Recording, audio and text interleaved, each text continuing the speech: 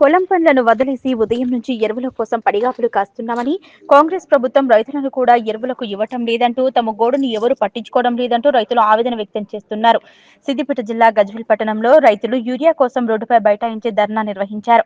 ఈ సందర్భంగా వారు మాట్లాడుతూ, గత 4-5 రోజుల నుంచి యూరియా కోసం పొలం పనులను వదిలేసి గజ్వేల్లోని ప్రాథమిక వ్యవసాయ సహకార సంఘం వద్ద ఎరువుల కేంద్రం వద్దకు తిరుగుతూ ఇబ్బంది పడుతున్నామన్నారు. ప్రభుత్వం సరిపడా ఎరువులు ఇవ్వటం లేదని ప్రభుత్వంపై మండిపడ్డారు. గత బీఆర్ఎస్ పాలన 10 ఏళ్ల పాలనలో ఎరువులకు ఎలాంటి కొరత లేకుండా కేసీఆర్ రైతులను రాజుల్లా చూసుకున్నారని, కానీ కాంగ్రెస్ ప్రభుత్వం రేవంత్ రెడ్డి సర్కార్ రైతు వ్యతిరేక పాలన కొనసాగిస్తుందని, కనీసం రైతులకు సరిపడా యూరియా కూడా ఇవ్వలేని స్థితిలో ప్రభుత్వం ఉందన్నారు.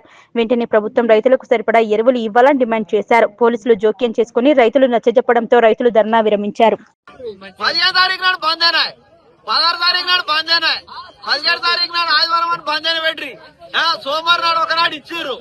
మళ్ళీ అలా మళ్ళా బంద్ సోమవారం నాడు రాసి చిట్టీలు నిన్న మంగళవారం ఇచ్చిర్రు. సోమవారం నాడు ఇచ్చిన టోకన్లు నిన్న ఒకనాడు ఇచ్చిర్రు. అవి లారీలో వచ్చినాయన్నారు. ఎవరికి ఇచ్చిరో ఎవరికి పోయిరు. ఎర్రెనక ముందు 9 గంటలకు వస్తే మళ్ళీ టోకనే దొరకలే మాకు. 15 రోజులు ఇచ్చారు కాబట్టి మళ్ళీ ఎలా వస్తే ఇలా లేదు, ఎన్నడొచ్చా నమ్మకం లేదని జాబ్లో చెప్తారు.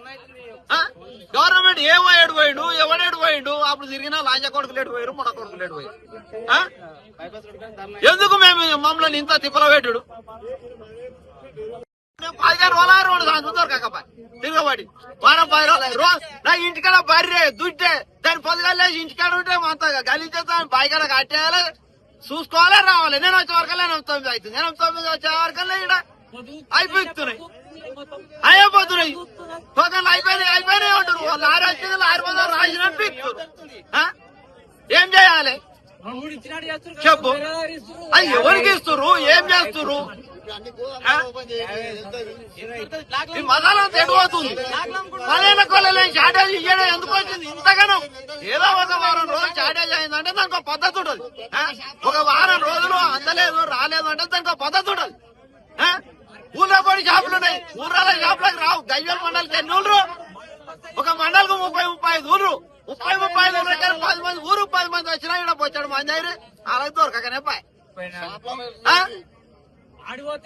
నువ్వు ఊరికొకటి పంపు లారీ, లేకపోతే ఈయన గజ్వేలనే అన్ని దుకాణాలు రోజుకొకటి వచ్చినాడే 4 సార్లు వచ్చే ఓనర్ దొరకపాయ్. రోజుకు 700 మంచి ఈయనే వండబట్టి. ఇక నేను 2 బుక్కులు పెడితే నా పెళ్ళ ఇంటికాడ అన్నం వండదా ఏమండొద్దు చెప్పు. అది కూడా రావాలా ఈడికే నీకు ఇయ్యా అని మరణ తెగుతూ పెళ్ళమ్మోడు 2 ఈడికే వచ్చినాక ఇంటికాడ ఏం కావాలి? నేను పోయే టైంకు 4 గంటలకు 5 గంటలు అవుతుంది. అప్పుడు నాకు అన్నం ఎవడు పెట్టాలట ఊళ్ళే. నా పెళ్ళమ్మోడు ఇంటికాడ ఉండి వండితేనే కానీ నేను పోయి తినేది 4 గంటలకైనా కానీ రాజ్యం పూకులా సులి ఇంతగానో మా షార్టేజ్ ఇన్ని రోజుల కొలవరితే కూడా ఇయ్యాడు అలా కొడుకు. మొట్టగా రాజీనామా చేయాలి శాతగాని లాంబి కొడుకులు పీకేదందుకు. ఇంటికా పాస్బుక్ మీద పేరుంటే అదే రావన్నాడు. అది పిల్లతుంది 2 నెలల పిల్లతుంది. అది ఎట్లా వస్తుంది? ఏళ్ళు పెట్టాలి అదే అంటే అది ఎట్లా వస్తుంది?